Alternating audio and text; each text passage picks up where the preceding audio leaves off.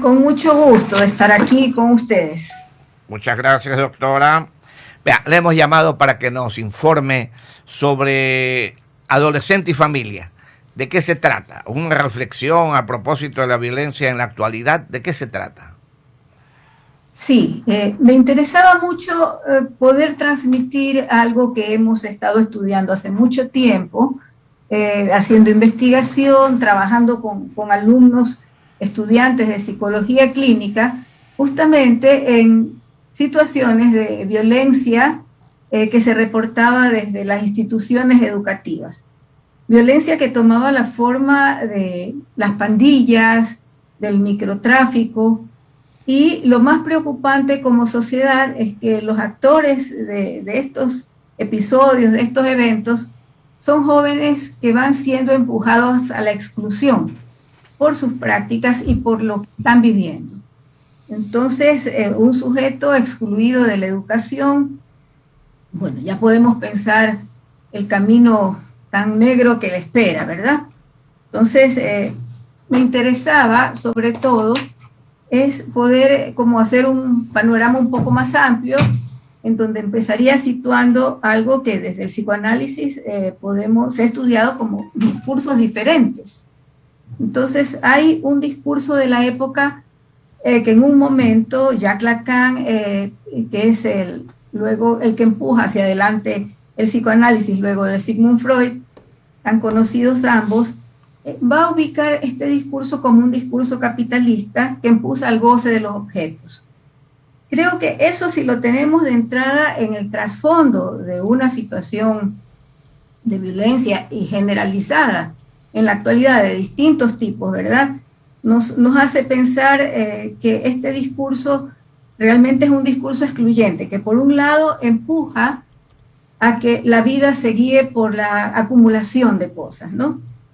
Entonces, este empuje al goce de los objetos, que es como cada vez algo más, toma una forma de adicciones, adictiva, que por un lado podemos pensar que es una forma que no acepta pérdidas, que no nos deja lidiar bien con la pérdida y quizás la tapamos poniendo algo más a obtener, ¿verdad?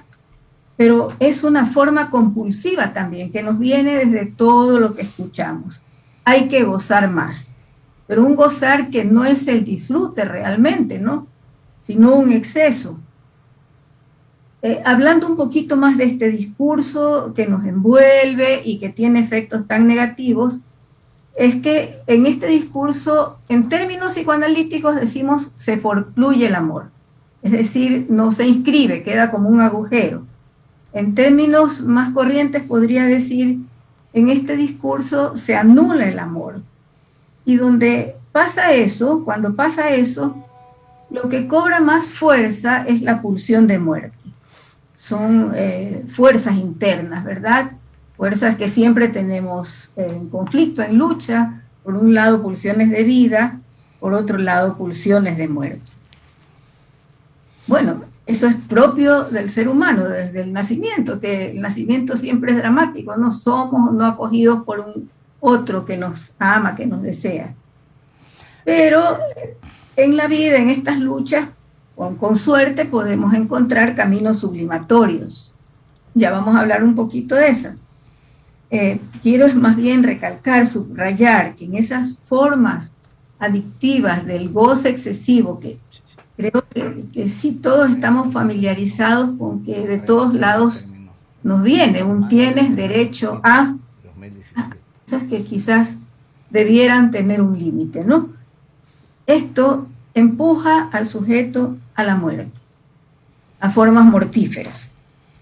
Bueno, planteado eso como el contexto más amplio, sí quiero ya entonces situar la cuestión de la familia, que es algo que aparecía más claramente en las quejas, en lo que la escucha que se hacía de estos adolescentes, de los que nombré al principio, adolescentes excluidos, en riesgo de exclusión, tomados ya por estas formas más mortíferas de vida.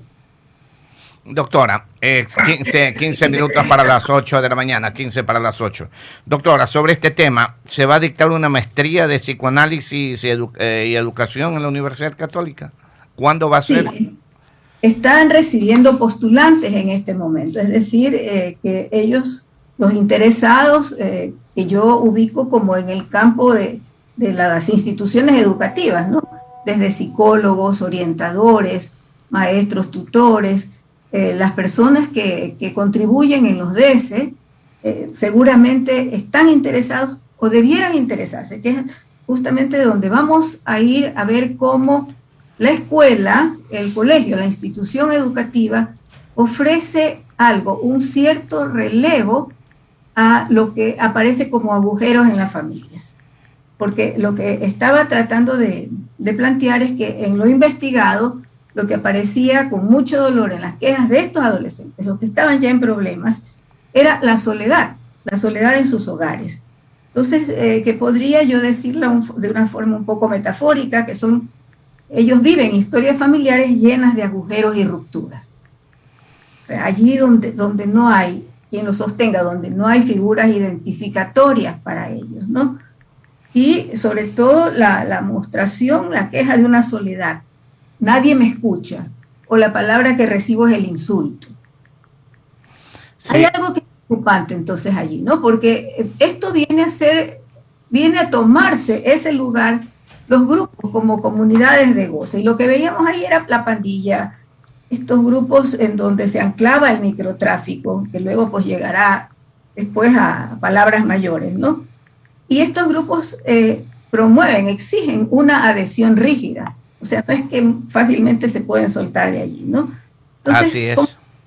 Y aquí es que venía justamente esta invitación a formarse, es porque la escuela a través de sus maestros y distinto personal, ofrecen figuras identificatorias que son los que pueden a veces leer esos acting outs, que son como actuaciones violentas, agresivas de este niño, de este adolescente que tiene esto ya como parte de su vida, de su cuerpo, que lo siente casi deshecho, y lo actúan en comportamientos agresivos. Así es. Doctora, ¿cuándo se inicia esta maestría? ¿Cuántos días va a ser?